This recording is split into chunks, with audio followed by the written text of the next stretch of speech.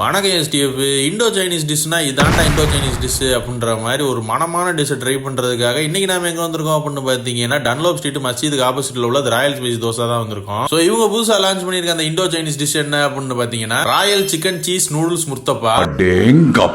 என்னதாண்டா concept அப்படின்னு மேக்கிங்க பார்த்தா இண்டோக்கு மதுரை வீச்சு பரோட்டாவை போட்டு சைனீஸ்க்கு அவங்களோட நூடுல்ஸை உள்ள ஸ்டஃப் பண்ணி அப்படின்னு இந்த ராயல் சிக்கன் சீஸ் முர்த்தப்பாவை மிக்ஸ் பண்ணி மேக் பண்ணியிருக்காங்க.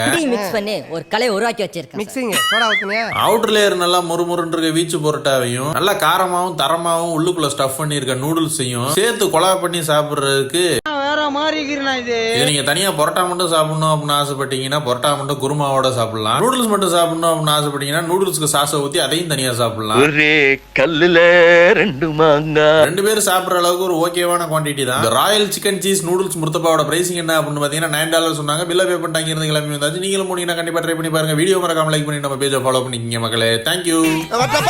அடுத்த பஞ்சாயத்துல மீட் பண்ணுவோம்.